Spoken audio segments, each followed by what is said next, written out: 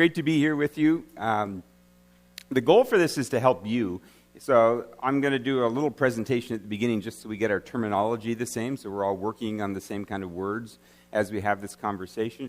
But at the end of the day, vision discovery for your church has to be you that does it. So it's mostly a workshop kind of thing. I guarantee we'll be done at 8 o'clock, but there's 3 of these sessions, so this is the first one of those. And when I say guarantee we'll be done, it doesn't mean you'll be done. So you might feel like, well, I'm very frustrated. David made us go way too fast. Actually, I'm pretty sure that's how you're going to feel. And my response to that is, oh, well, it's not really my problem. So because it's your vision statement that you need to come up with. You need to find the call of God for your church. So when you talk about a church and vision, obviously the work and the power for the ministry of any church is through the Holy Spirit doing His work in and through the people as they pursue the mission God's given them. However, you do want to know what is the unique vision, your part within the kingdom of God, and what is it that God's calling you to do, and how is He calling you to do that together and chasing that together, which is what we're starting the process in tonight. Now, I do this a fair bit with churches, different vision stuff, or discussions about their current vision. And what I know is that most people in most churches think it's a waste of time. What I mean by that is they'll have it on the wall somewhere, and they don't know what it is. It doesn't mean anything. So often I'll go into church and I'll say, hey, tell me what your vision is. And they're like, not. It's kind of like this, or maybe it's a little bit like this. And then I'll hold up their little bulletin or program or whatever they have, and it's usually written on there somewhere. It's like here every Sunday. You know that, right? And they're like, no, I didn't know that. In one church, I was standing there like this with them. Can you tell me what your vision is? Nope. And it was on a banner right behind my head. So what happens in churches is people start down this process, and then they start, once they have a statement, it never does anything. It isn't alive enough. It doesn't capture their hearts and the vision God has for their church in a significant way that they actually pursue it. They actually do something with it. And to the degree you have clarified vision, which is what is uniquely yours that God is asking you to do as a church, that's different from other churches within the broader mission of Christ, that's the more powerful your ministry can become because you're pursuing that together in a particular direction. And so that's what we're helping you or trying to help you to find. Generally, this can go on for a process of years. Our goal is to have this done basically in 3 months, and doing that by one of these meetings per month for 3 months with a smaller group working in between the meetings to try and take the things that you think, kind of consolidate them, then they bring them back to you to the next month, and then the smaller group takes them, tries to consolidate them, brings it back to you again, so that hopefully 3 months down the road you have something that actually conveys what you believe God is calling your church to do. So that's kind of the short form of what we're doing. Any theoretical questions yet? Okay, so let me give you a super fast blast of vision, renewal, and discovery just to be sure we use the same language as we do this. Come back to me, computer. It says I have to have a pin to get in. That seems wrong. There we go. Okay, so let's go back to that. Or let's not, because it doesn't seem to want to help. Okay, so first off, move. Yeah, it's not clicking too great. Oh, there we go. Okay, this is a very famous verse from the Bible. Somebody want to read it? Go ahead.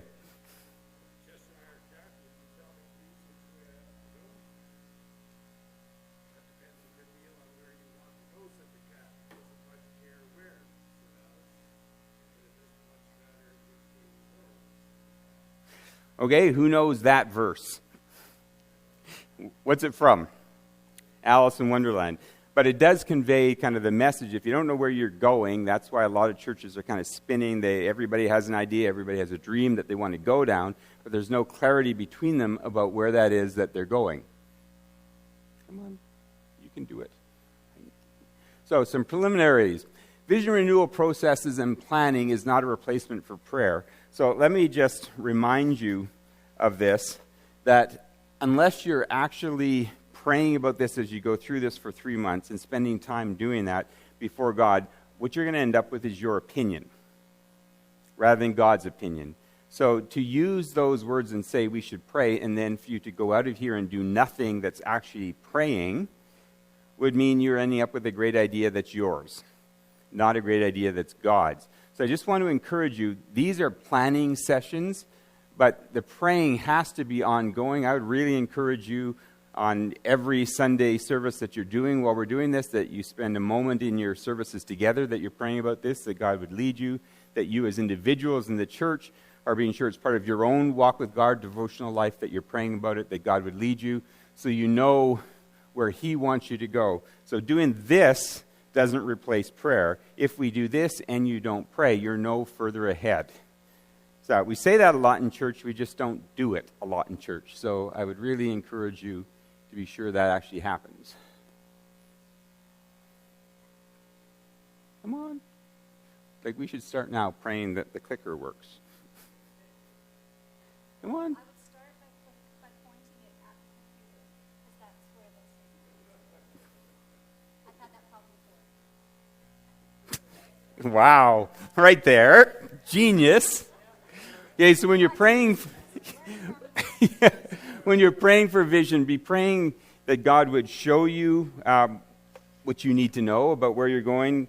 Be praying that He will help you to formulate the kind of words that describe where that place is, that you'll be able to articulate them in a clear way that people can understand them, and that you're able to actuate them, by which I mean actually do something with them. So since we've said that, before we go any further, why don't you take just like 2 minutes around the table you're in and have a couple of you lead in your group, that God would help you in that process even tonight. Okay, so spend a couple minutes, do that at your table.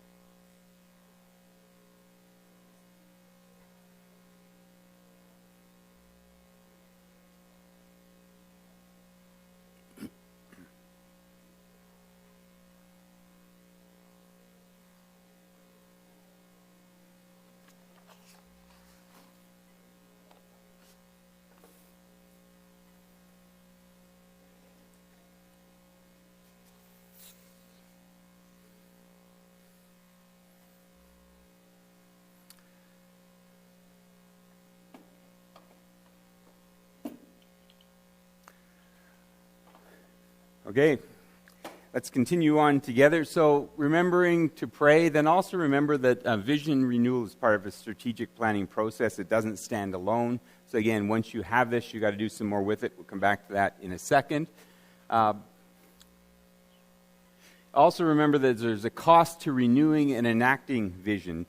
And you remember the words of Jesus, suppose one of you wants to build a tower, will he not first sit down and estimate the cost?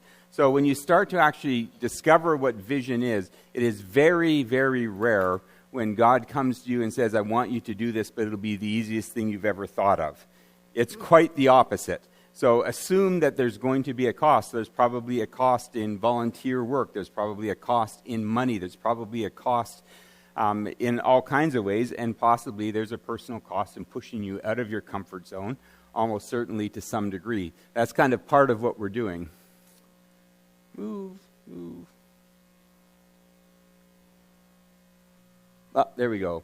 So here's a quote from Andy Stanley in his book Visioneering. Somebody want to read this? Just blast it out loudly.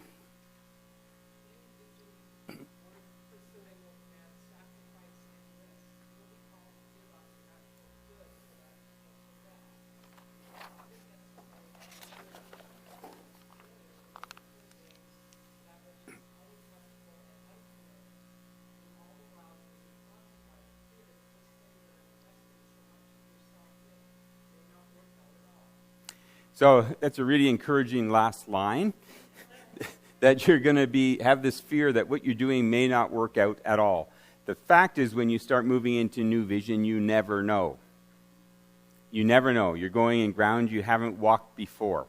And that's in the essence of what you're doing. So you're trusting that God is in it. And even if you were to find out what God wants and you chase it and you don't achieve it the way you thought you would, and you start wondering if it isn't working out at all, what you know for sure, if you prayed and pursued God, is that's part of what God is doing in your life and your church's life, which may be a need to persevere, may be all kinds of things. But if you've pursued Him, the God that we follow, that we believe in, never leads you astray. God is not in the business of tricking you with vision or direction. If you honestly pursue Him, God will show you what He wants. So the consequence of that wanting may not always be what you think it's going to be. You don't really know. You don't know till you get into it. But what you do know is whatever comes out of it, if you pursued God, is the right thing. God's doing what God needs to be doing in your life at that point. Okay, so how do you create vision? You start with a clicker. Clicker. Come on, baby.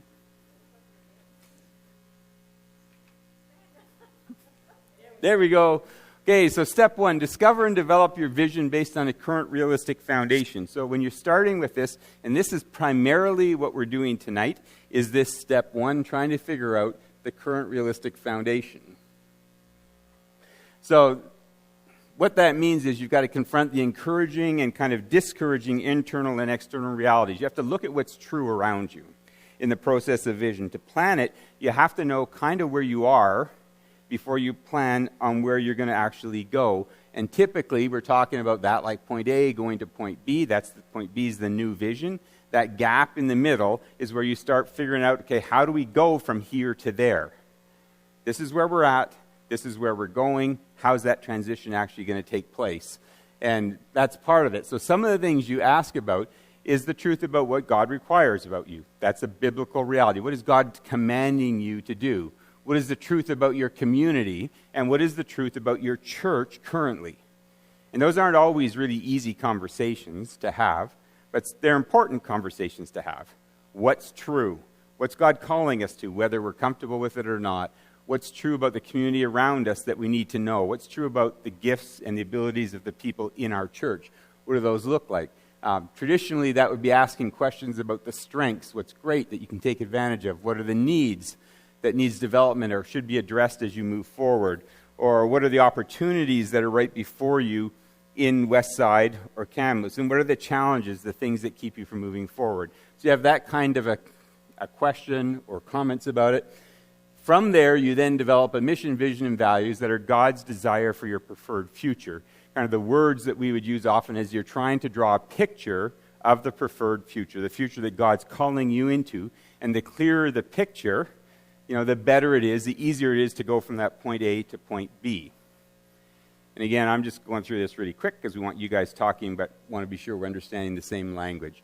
Remembering that it's part of a process. So the discovery process is kind of step 1. We're starting that tonight. That's going to move into the creation. If we can tonight, we're going to get you to take one initial crack at creating actually in a vision statement tonight. Now, that's very beginning, extremely so. But start, even in that process in your groups, will give you a chance to start to articulate a bit about what you think God's calling you to. Because even as you've started in the process to plan to do this, for some of you, and usually it's the people who show up at the meetings, you have some ideas, some dreams about what those things could be or should be already, and you're going to start to articulate them. From there, you plan towards it, you execute it, you start doing it, and that's a cycle that keeps going and going and going all the time, unless you have this clicker.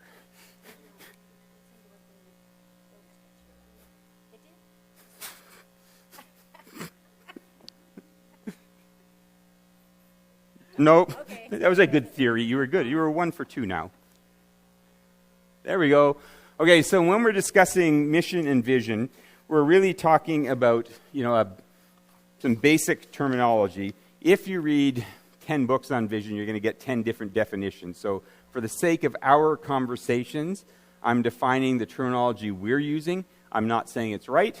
I'm not saying the other ones are wrong. I'm just saying it's the language we're using, so we're all using the same language while we discuss it. A mission is a statement of the church's fundamental reason for existing. Mission statement simply says why you exist. Who are you? Why do you exist?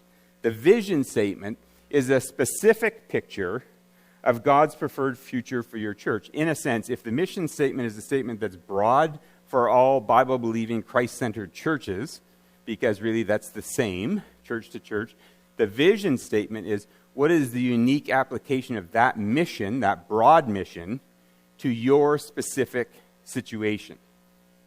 Okay, so it's a bit more unique, it's a bit more detailed, and values are a set of guiding principles that don't have an external justification other than that is God teaches them or allows them anyway, and they have some significant importance about how you operate.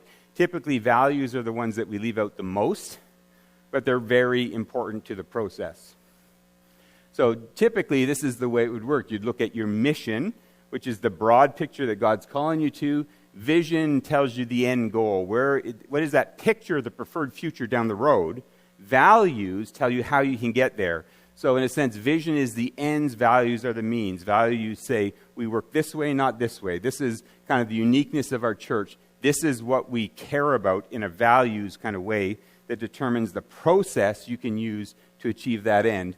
And that gets you to that preferred future.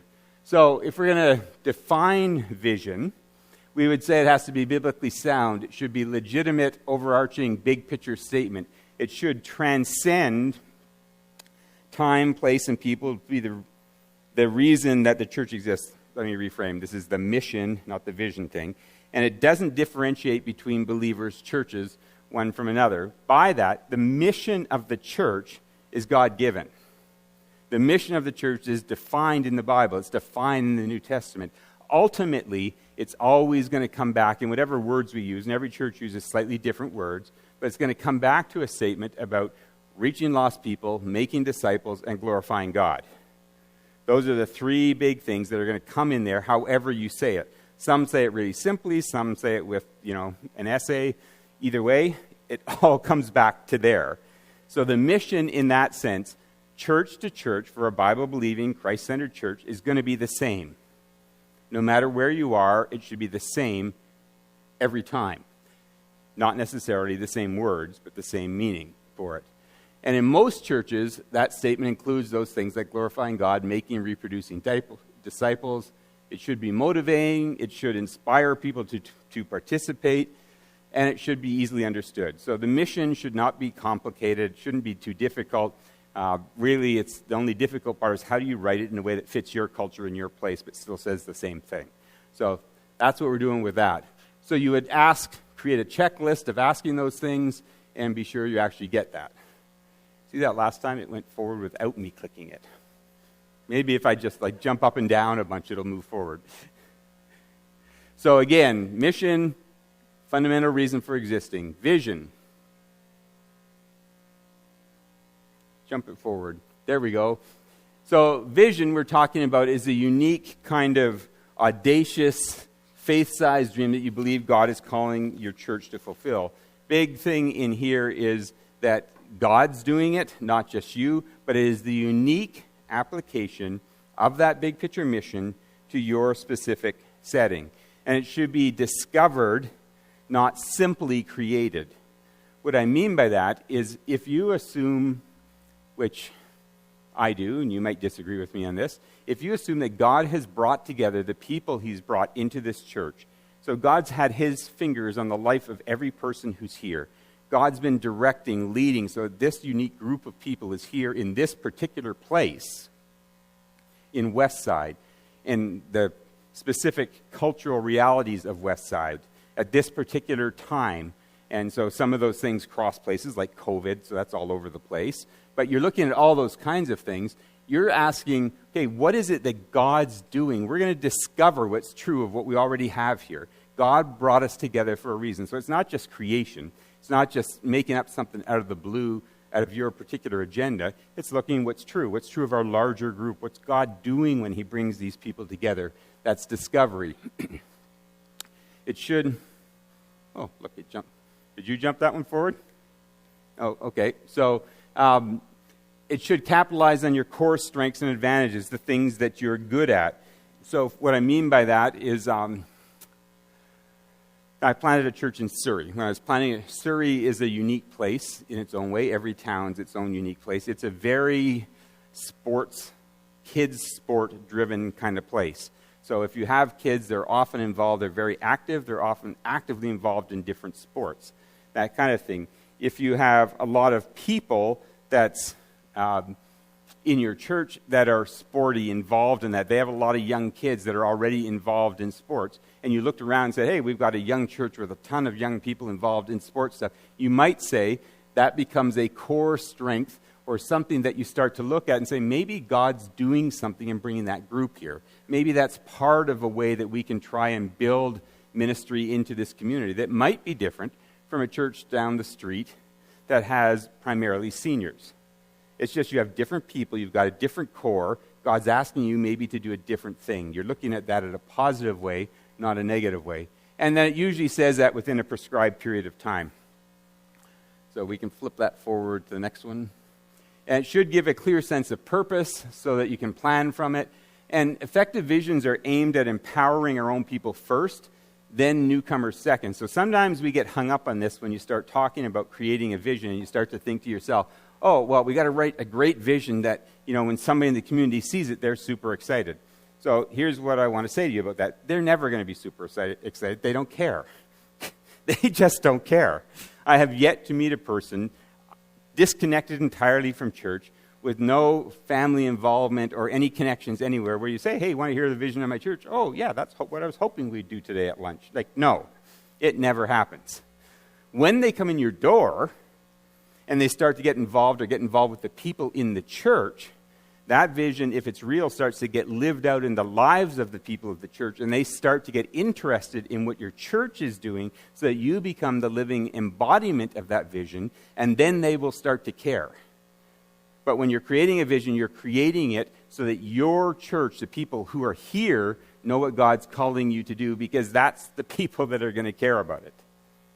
So don't spend all of your time trying to figure out how to get somebody else who has no connection with you to figure that out or love it, because they won't.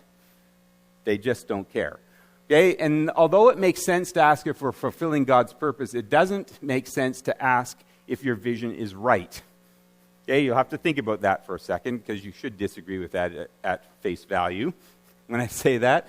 So it makes sense to say, are we fulfilling the mission that God has given our church? Reaching lost people, making disciples, glorifying God in the process. And then you're starting to say, what is the unique vision of our church? You don't sit there and say, is it the right one or the wrong one? Because there's no way to answer that.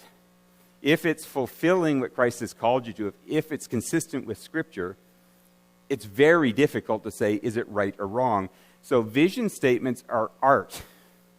They're discovery and creation processes. It would be like saying that did Michelangelo paint the right paintings? It's like, well, it's the painting he painted. It's like, do we go and say it's the right one or the wrong one? It's the one he painted. In a sense, you're pursuing God through your prayer life, through your activity together in this process to figure out what this vision is. It's not really right other than being sure it's biblically sound, it's pursuing God, it's fulfilling the mission. After that, you have to say, God, lead us to that unique vision. We have no idea what it is, and if you lead us to it and we've done our job right, it will be the right one. You with me on that?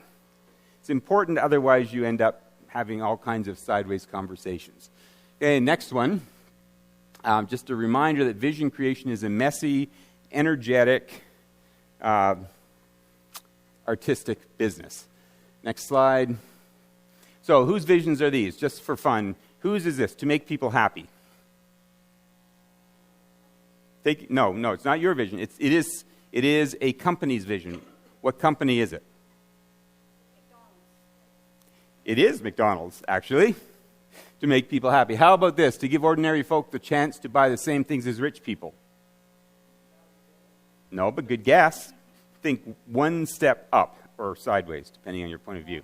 Walmart, there you go. Okay, how about this? To experience the emotion of competition, winning, and crushing competitors. This one's more difficult.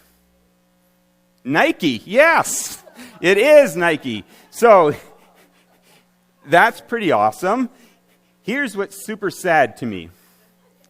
Okay, here's what is incredibly sad to me. I can go with 25 people in a church in Westside Kamloops with no connection with you, no knowledge of you, and I can put up 3 corporate vision statements, and you can tell me in under 10 seconds whose company it is.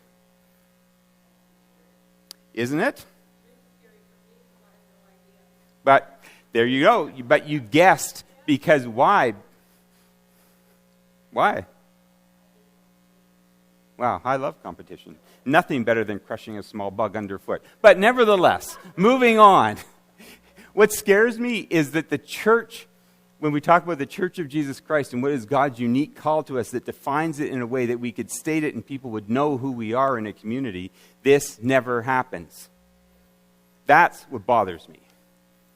Why is it that the corporate world, McDonald's, Walmart, Nike, that people, random people, and whenever I use these 3, wherever I go, they all get them. That should bother us. When a company can do that, but the church cannot.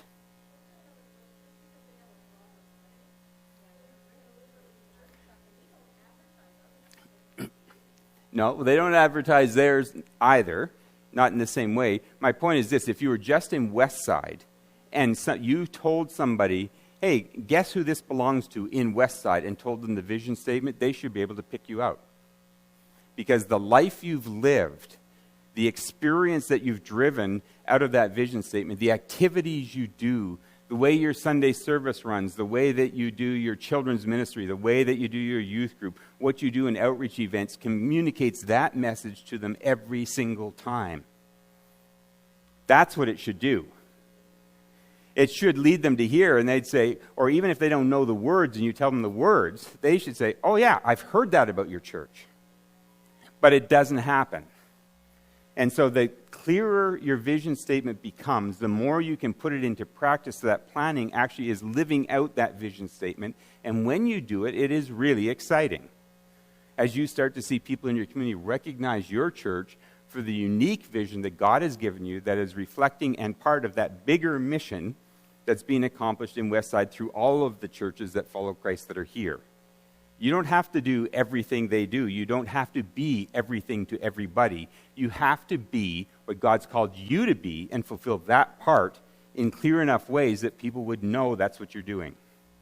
So that's what you're after in mission. And so here, we're going to go to the next slide. Someone want to read this one?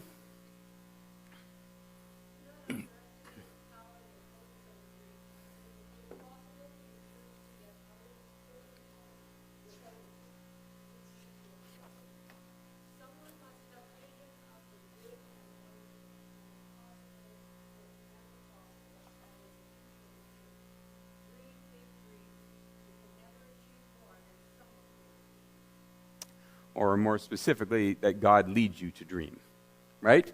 So let's go to the next slide. So how are we going to do this? And we're just going to get into it right here. We'll talk about values like the next month from now, so we're not going to go through all the definition of that stuff now. So pray, remember, pray. Keep doing it, that God leads you to this, because if you follow him into that direction and you articulate it clearly and then you go pursue it, that will be the most fun you're going to have in church. Pursuing God in a specific way on his call on your church, which means to each person in it. So involve everybody in that. That's what we're doing today. Try some of the exercises that's in this workbook. That's what we're doing today. Ask good questions about when you want 5 years from now, what you don't want, what it looks like, what it tastes like, what it seems like, what success to you would look like when you stood before God, which hopefully is a pretty simple answer, but probably is not. So we'll move on to the next one. Create some visual images for your church. So, for example, sometimes it's helpful to just try and that's some of the value stuff that you do in Vision, to try and create metaphors that help people to understand the dynamic that you want your church to do. So, for example, the church that I was in, and actually still when we're talking to other churches, we would use a metaphor like we're a river, not a lake. Okay, why does that matter? Because arrival is not the issue. Movement is the issue. Success in the Christian life, success in the discipling of people, it doesn't matter if you're a brand new Christian or you've been a Christian for 40 years and you teach in a Bible school. The goal for a church is to move people further into Christ's likeness. So you're saying we're a river, we're not a lake. We don't arrive. We only arrive when we get to heaven. Success is movement. Some will move 100 yards. Some will move 5 miles. Success is movement. So you use a metaphor. We're a river, not a lake.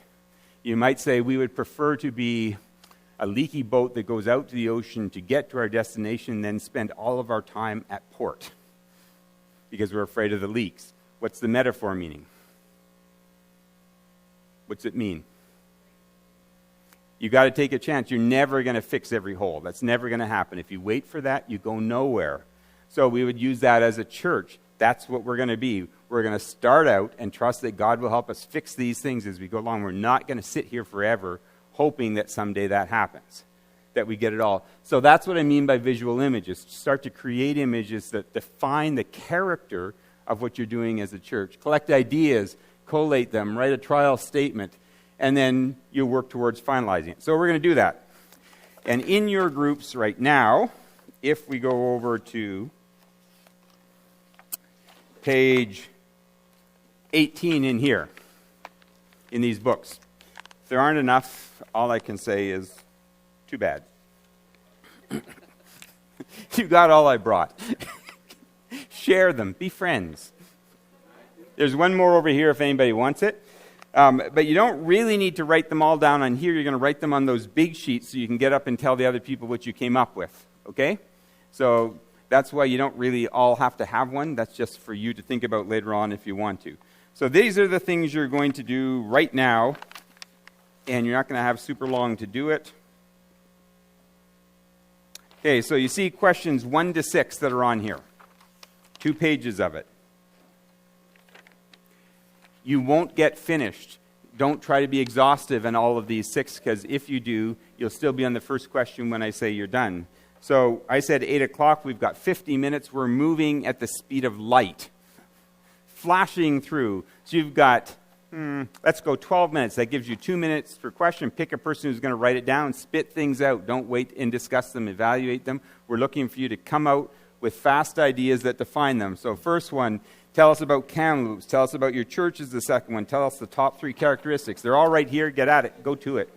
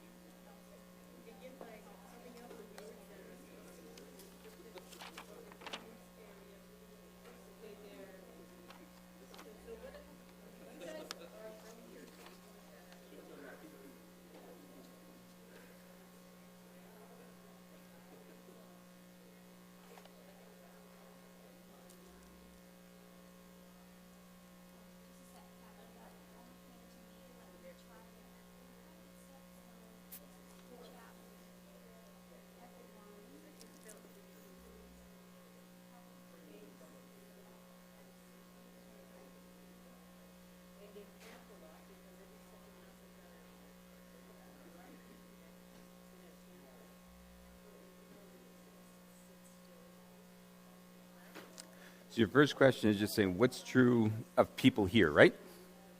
In the community? So you looks like you're writing the church stuff to start with, so I should turn this off. That's what I should do. That would be better than I'm not talking to everybody. If I could find where that is.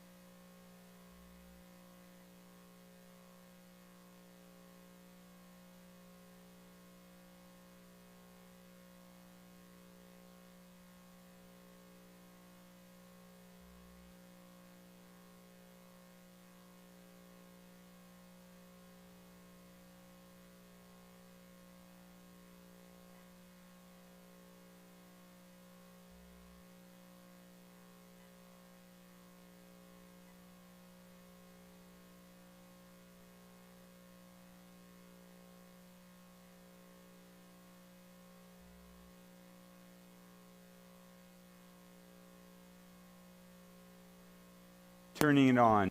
That'll also help. We're like technological whizzes here tonight. Doing great.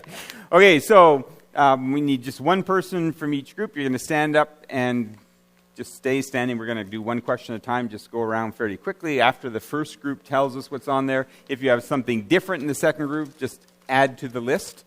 Don't need to repeat everything. You might want to say, hey, I affirm that. I really like that. That's like us too. And then move on, okay? So you're going to stand up, tell us your name, and whoever's your... So here, you got like 15 seconds. Pick your spokesperson.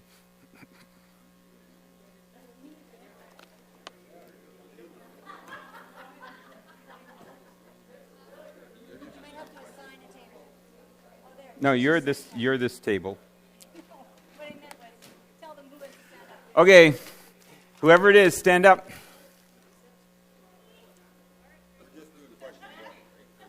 We're going to do them all. Okay, so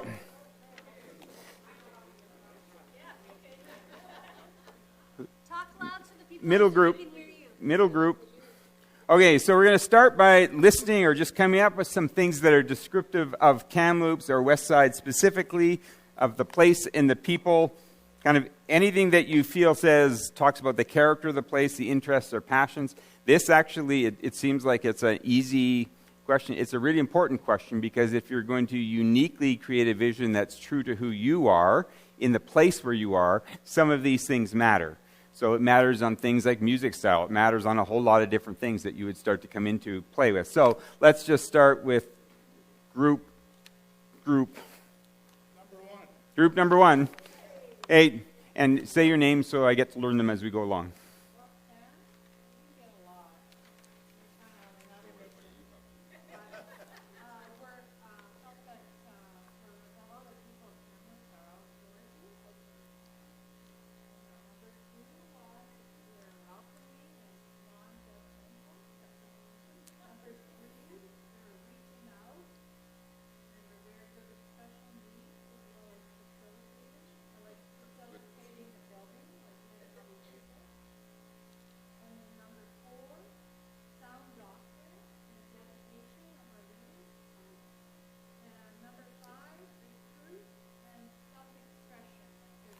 Okay, hold it just a second. What are you answering right now? All of them. Okay, just do the first one first. Okay, stop after the first one. I was thinking when your whole community was, had sound doctrine, I was super impressed because that's sure not true in the Lower Mainland. Like, really? All of Kamloops has sound doctrine? We're just doing question one, then we're going to go right around and do question two.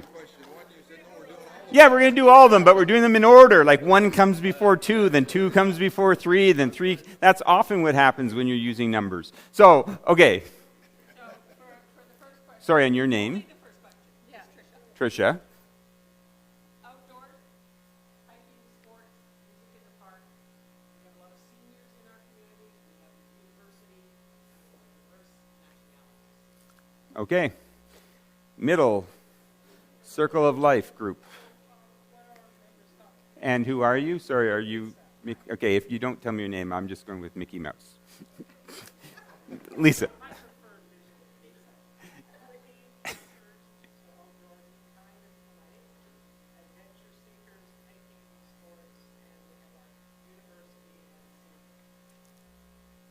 Great. Mickey?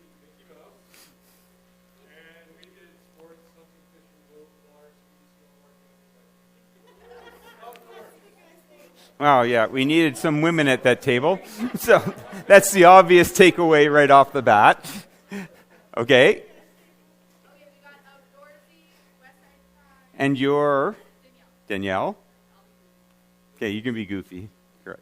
So outdoorsy, West Side Pride, we have a lot of great diversity class, transients, a lot of people live in, well, and different family types, so blended and split. So when you say West Side Pride, you mean you're proud of West Side or you have West Side Pride? Just wanted to be careful on the language there.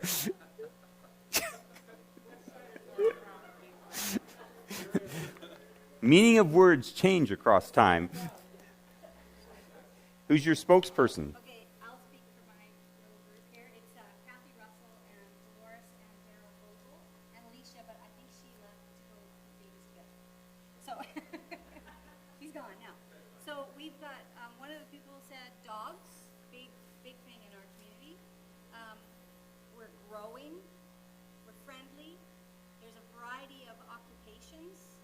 hardworking and hard playing, active, lots of volunteerism, family oriented, sporty, friendly.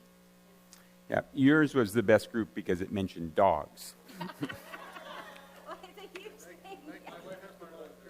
There we go. Okay, we're going to go into question 2 and 3. We're going to do them together so that, because what the first one is descriptors and positive attributes of your church. If that's different from the top 3 and 3, they might end up just being the same. If they're the same, you can just, so we'll do them both at once. And Roxanne? And non-judgmental. You want me to stand up? Welcoming and judgment. Welcoming and judgmental, that's unfortunate. Okay? You're judging me. Extremely friendly, welcoming, open, big hugs. Pre-COVID. Yeah, we can still do it. We've all got welcoming, down to earth, comfortable, casual, Okay? Mickey? So we went with we're a mixed bag, that we're a small, oriented church, that we're multi-generational, we're positive things. Oh, that's a non-masculine answer. Would you say compared to the last one? Yeah, family mattered to them. That's good. Family matters. Danielle? We have generational range, lots of programs for all range ages, COVID pending. Lots of church events, our small group communities are strong, our pastoral children, our children is welcoming, and our physical location. Okay. Yes, we had. So we're just doing the positive attributes, not the top 3. And the top 3. And the top 3. Okay. So yeah, we mentioned. Sorry, Bruce, I'll help you right here. There we go. Let's see. Passionate was mentioned. Discipling was mentioned. Not cliquey. Transparent. Grace. Serving. Worshipful music. Welcoming, prayerful, honoring. Multi-generational was said. And then of our top 3, which we actually had more than 3, but outreach to the community and good location and good building and love. We are often referred to as a love church. People feel loved when they come here. Except for the parking lot. So, that's what that group told me over there. I'm listening. Okay, so anybody, anywhere, what are the obvious passions and giftings of your leaders? So if it was me in a church, they'd say, okay, he loves dogs and he loves baseball, and he also likes his Bible. So let's, not necessarily in that order, just so we're clear. Okay, what would you say about your leaders? What do they care about? What's their gifting or their passion? It does not have to be spiritual, per se. What's their giftings, their passions? Of your leaders, just call it out from whatever you came up with in your group. Dedication and sound doctrine. Okay? Dedication, sound doctrine. Very special worship, fabulous sermons, great speakers, great encouragers, and great children's ministry. Okay? That's the leader's passions and things. Oh, Lord. Yeah. Oh, sorry. Past, present, and future in the sermons. Open and supportive for ideas. Okay?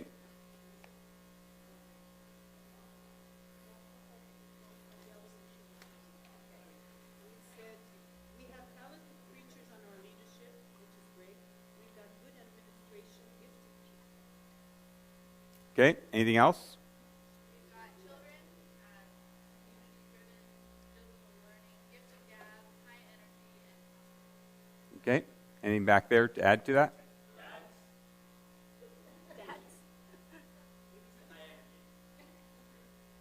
Okay, so let's get less spiritual. You guys are awesome and spiritual. Let's be less spiritual for a minute. What do they like to do when they're not doing church? We've got crafty on our list. Crafty? Like in that they're tricky? No, I think it was more creative. Oh, creative. Okay, good. Good to know. Okay, they're creative. What else? Like board games? Okay, game players. Humorous. Teachers. They like family. They like gardening. They like music. Okay, the reason we're doing this, and if I hadn't turned off the slide stuff, I'd show you, but so is that we often when we're trying to figure out what is the unique vision of a church, we think of it like a Venn diagram. Any of you know what a Venn diagram is? Okay, it's like 3 overlapping circles, you know, when you see them and they have like a little centerpiece. One of those circles is your community. So God's placed you here. What's true about your community? One of those circles is your congregation. What's true of the people in your congregation? What's God gifted them with? What's obvious to them? So in some churches, for example, you'd find a ton of musical people. You know, it doesn't seem always to be reflective to the size of church. Some just seem to have a ton of them, and some have almost none of them. But they have a whole bunch of something else. And so somewhere in that, again, God's fingerprints are on that. We're not sure why, but that's part of it. So what's true of your community? What's true of your church? And what's true of your leaders, in the sense that if you're going to go in a particular direction, you don't want your leaders to have to create passion about it. Right? They should have passion because God's brought them here. So in all of that, there's this underlying belief that God's got his hand on your church. He's got you in this place for a reason. He's got you with these people for a reason. He's got you with these leaders for a reason. And if you want to reach your full kingdom potential, you're going to find where those circles start to overlap so that you can generate that real excitement about pursuing that unique vision out of what's true in your place, with your people, and with your leaders. You're not looking somewhere else and saying, oh, please, could we be Village Church in the Lower Mainland?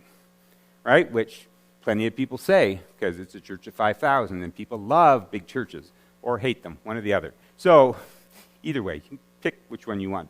But people will chase what another church does. You shouldn't be doing that. You should be asking, what's God doing here and now, and trying to find that place. Okay, so number 5, what do you think your church does differently than other churches or groups in your area, Westside Kamloops? And I'm just going to warn you with a little story. I was doing this with a church a while ago now, and one guy got up to say, oh, well, what's different for our church is we're not judgmental, which Roxanne said, not like the other churches around here.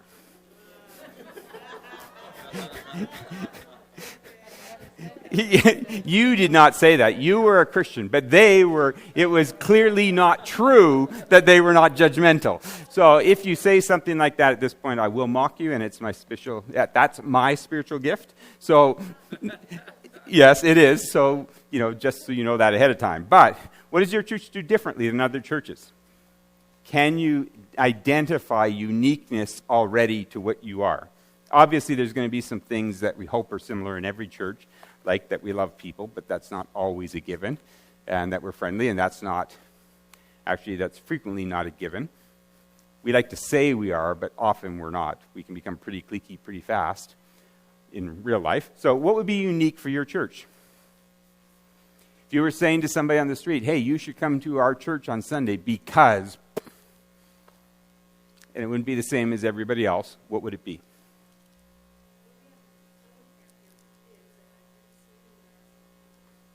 Okay.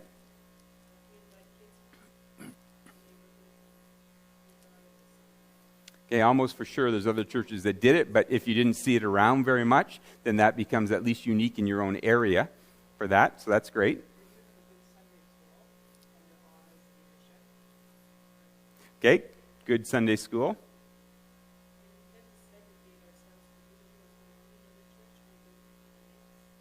Okay, I'm not sure that's good.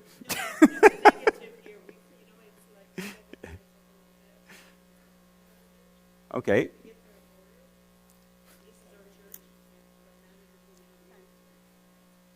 Okay, I had a schnauzer like that. But nevertheless, he's dead now, just saying. Anyway, he was very territorial. My new Wheaton Terrier, who's too is lovely and a delight and a gift from God. All of you should have one. So, yes, Wheaton Terriers. Soft-coated Wheaton Terrier, to be specific. Okay, what else is unique about your church? I think the fact that we have Bible study groups,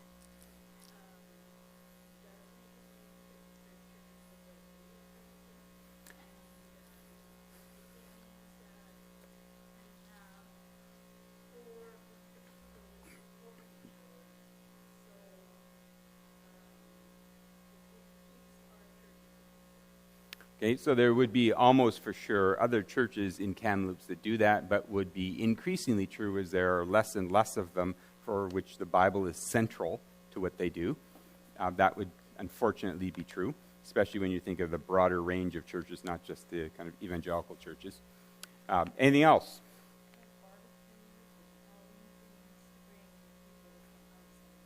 Okay, so you do stuff to bring people in. A lot of activities. Christmas hampers. So one of the things you're asking is you're thinking about vision, and the more creative you can be, the better. The more creative you can be in writing it, the better, to create some uniqueness, some flavor that's a little different, because every church is not the same. So I heard from this group, for example, adventurous. No? Who said adventurous? Somebody said adventurous. You said adventurous. So if that's true of your church, that's different from many churches, because many churches would be specifically careful all the time rather than adventuresome in what they do or how they do things. So stuff like that, and that might be a good value statement later on to come back to in the second or third session of this kind of thing. But those are the things that create the flavor. It's a vision statement and the values together to ask what is unique about the way we do this kind of stuff. So I want you to go on to the next group of questions. So the first one's probably going to be really easy because you're going to say the same things. But try not to. Try and push yourself into it. I'm going to read these questions for you because you won't understand the first one.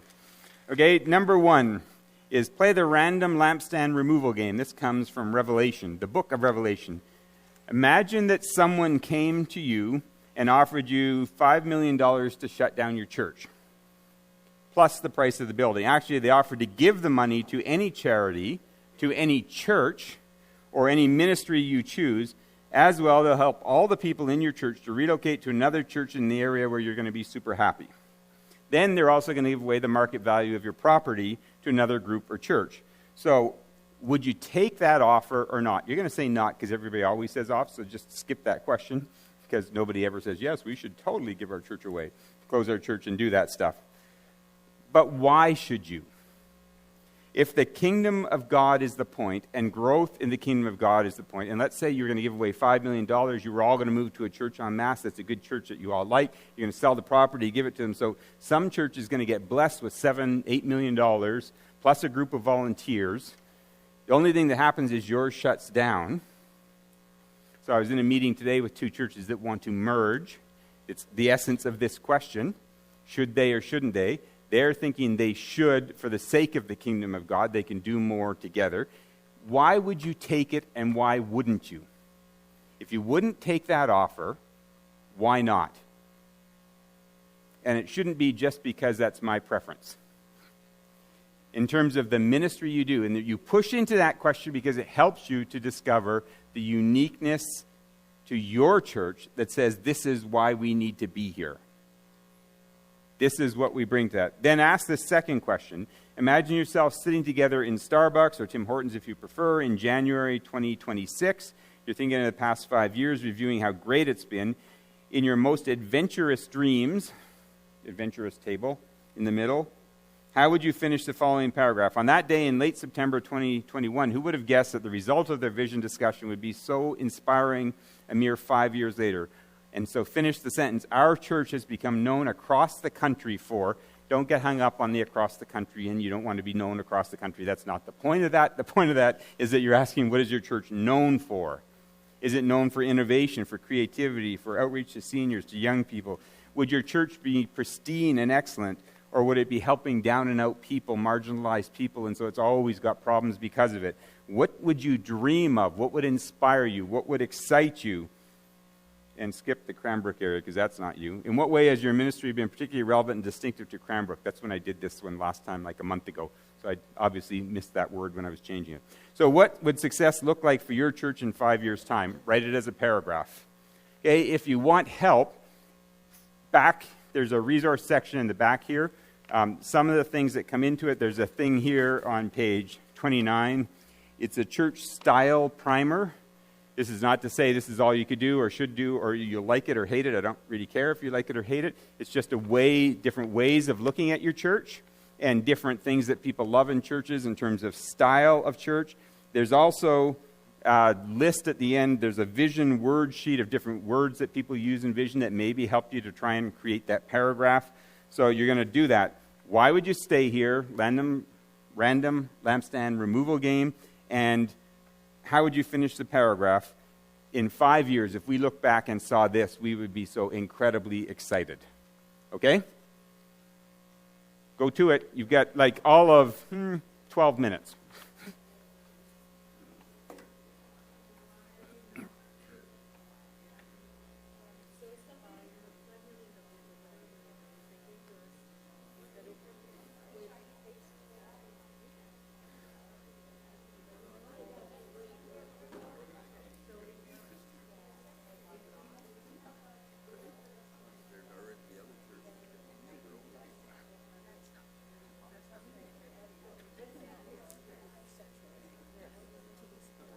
No, this location is too busy enough, you don't wanna give it up, because we're right bang on in.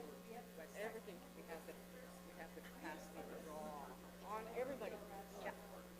Large busy. Could you show me that again? I like the hand motions. I'm big with that.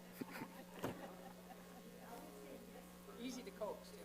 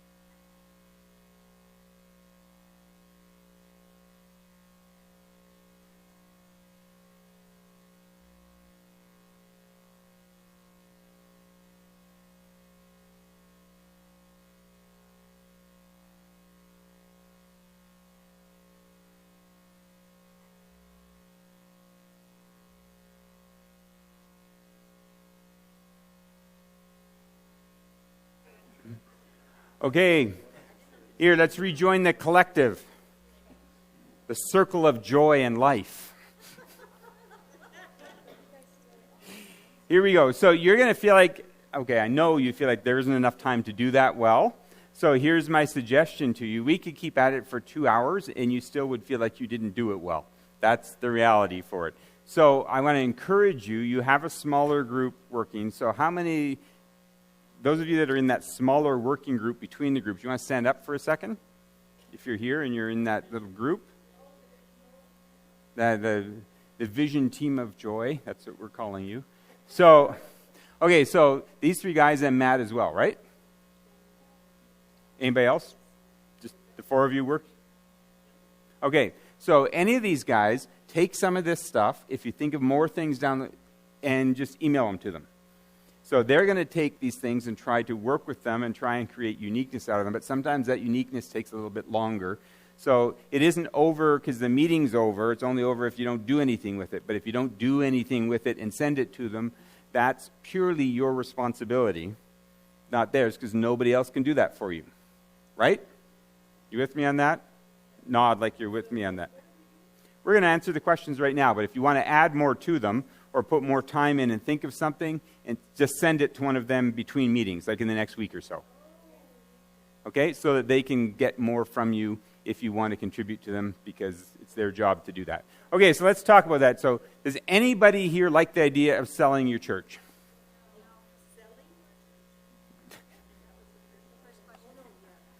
No. We're selling the reputation of our church on Instagram. Oh, okay, you mean marketing. Yes. Okay. Okay, so why wouldn't you? Because there'd be a gap in Westside. There'd be no one here with their feet in the community serving. Okay, that would be a really good reason. Anything else anybody wants to add to that?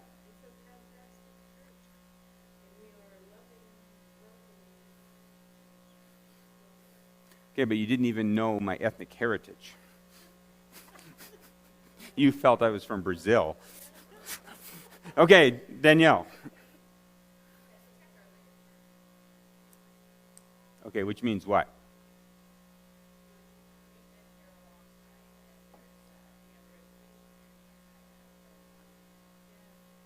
Okay, anything else?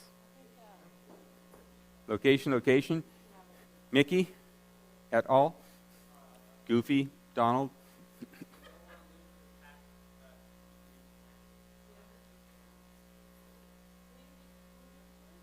Okay, community connections, that kind of stuff. So if that's all true, let's say those things you said are true, that becomes a pretty big driver even in terms of how you move forward, right? Knowing those things, but they should become tangible, unique, and exciting in the paragraph you created. So who's got a paragraph that they're willing to share? I was nominated to say that our group is here tonight because we have a passion that God has called us here, that there's a vision to do, that we see a more desirable future, but that we're here. We're here to work, we're here to love, we're here to serve, and we thought that God did not want us here, that it wouldn't matter about the money, but we're here because we believe that this is where God wants us. We're working together, we're in unity, in harmony, and it is the will of God. Okay, yes to all of that? Okay, because my job's here to help you get better at it. Okay, all of that is true, but almost any Bible-believing, Christ-centered church would say that, right? So you want to take that concept, which is totally true, but you want to place it into the context uniquely that's West Side and some of those things you've been talking about, and your church and who God has brought here and the leaders. So you want to take that idea and refine it into that kind of exciting thing that you can look at and say, okay, this is our part in that here, and this is what that looks like. So all true, then you're going to have to push that into more detail. Okay, any other paragraphs? You guys had a paragraph-ish.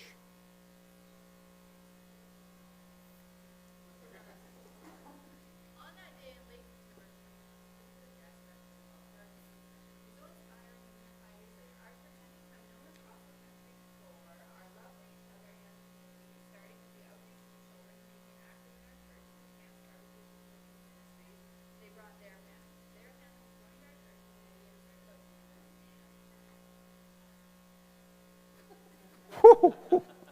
And it is my fault. So, okay. Thank you. You started down a good line with that, and you could sort of see where that would probably flow to. Okay, anybody else get it down that line at all?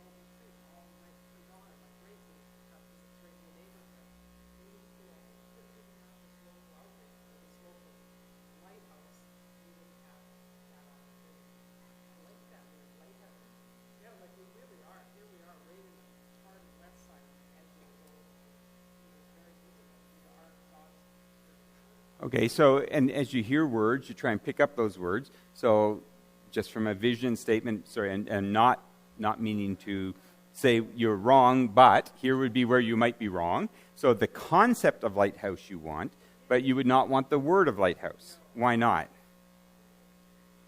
Because you're not on the coast. You're in the interior. So, you want it to, you have a lighthouse? A real lighthouse?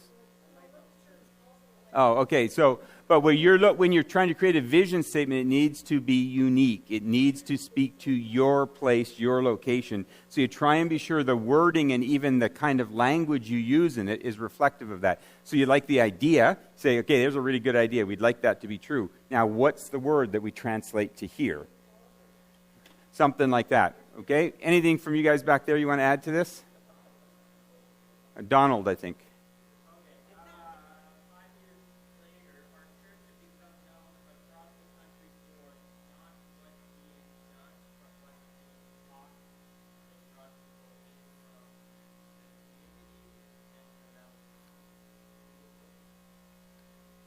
Okay, so that would be a vision statement. So again, as you see when you're looking at it, you can create long ones, you can create short ones. You're trying to put that into language. Fellowship Pacific's vision statement is to innovatively develop relationships and resources that will propel every fellowship church to be accountable to their gospel mandate. That's our statement. So when you look at that statement, every word that's in there matters. So the first one, to innovatively. So we do things quite differently than we did 10 years ago. And they're going to get quite a bit more different in the next 3 years. So we'll let you know about that soon. Anyway, so we're going to continue to, because that statement, if our board coming from our churches is saying our job is to be innovative, then that's what we have to do. It means something. To develop relationships and resources, that's the primary tools we're using to do it. Relationships first, resources second. But always for the purpose of propelling. The word propel is there because it means it doesn't come to an end. It's moving it forward. Every fellowship church, the every means there is no exception, period, to be accountable to their gospel mandate. The word accountable is intentional because we've had historically too many churches that don't want to be accountable for what God's called them to. They just want to do what they want. So all of those things matter. When our board uses those words, it's like accountable. They got to be accountable. We're all accountable to the gospel and what God's called us to. We can't just say no one can say anything because we want accountability. So when they create it for that, for the fellowship, which comes from all of our churches working together, you end up with every word matters. So you're not looking for, when you're writing this, 100 words. You're looking for every word to matter and say something about what you're doing and the way that you do it. So that's where the vision statement becomes the unique application of the mission to your situation. It's why you look at words like, we like the concept of lighthouse. Now we're going to struggle to find the right word that says that. We're going to look at this and we're going to ask, what's the scope of that? Is it everything? Do we really mean this for every church? And so out of that came goals that means that has every church in every one of those goals, like no exceptions, which is a pretty high standard. But it grows out of the vision. So when you create a vision, that's what you're doing. So we're at 8 o'clock. We'll vote on it. You could, or maybe not, or maybe not. So we'll vote on it. Okay, do you want to take 10 more minutes to take a crack at this? At trying in your table in a 5-minute period to create just a short, now some of you have already almost done this, but some of you have not yet. What is your unique vision statement for your setting Can you try it? Can you do this in 5 minutes, or is that a total waste of 5 minutes? Because you'll never get there. Okay, try it. Do it. Okay, 5 minutes. Try and write a vision statement for your church. Put it on the bottom. Write it, because you're going to give this to your group. Then we're just going to say them to each other, and we're done.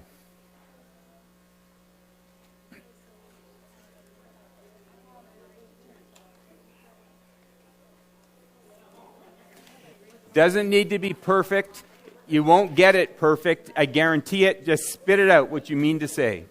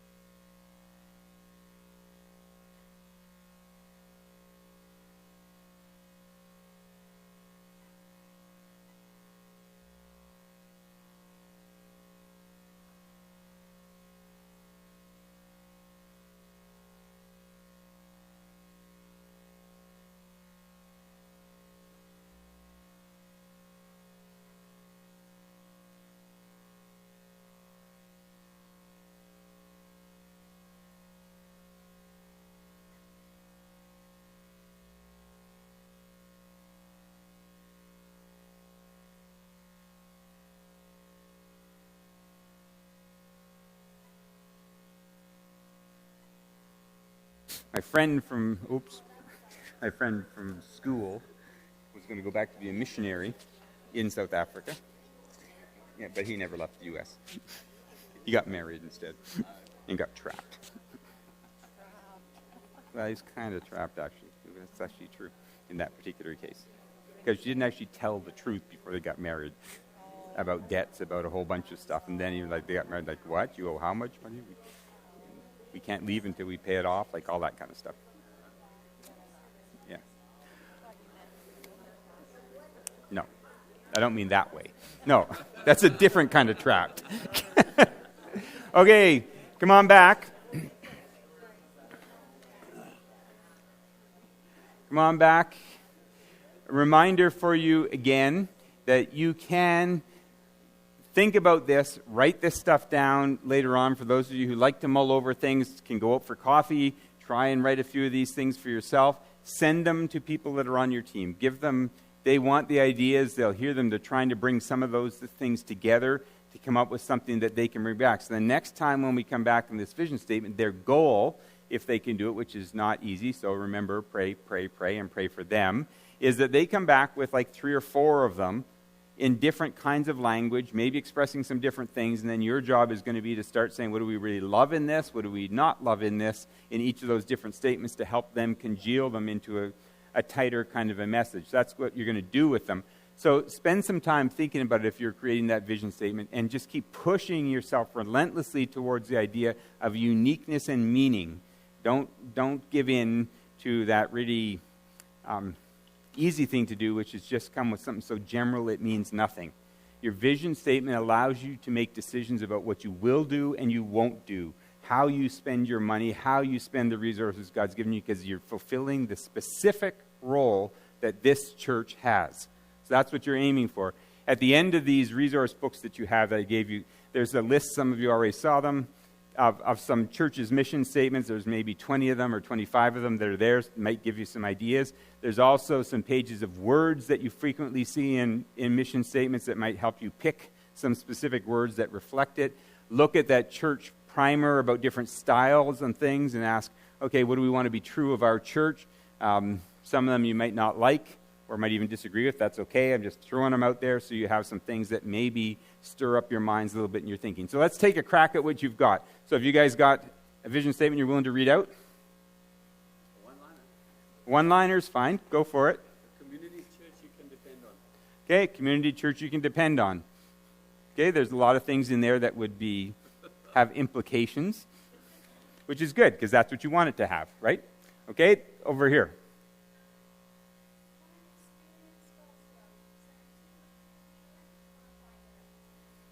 Okay, it's centered on one basic idea. Nothing wrong with that. As you'll see when you look at the mission or the vision statements that are in there, some are really short, some are much longer. How about you guys? We kept the word people to Lighthouse. Westside Fellowship Church, beacon to guide the way, to find and follow Christ through example and solid biblical. Okay, you've got some stuff in there that's saying this is what our fundamentals are for how we go about doing it. How about back here, Kyle? We will impact the global community by engaging our local community to the gospel. Okay, it's actually got similar sort of themes to this, but written in a different way. How about you guys, Danielle or whoever is speaking? Okay.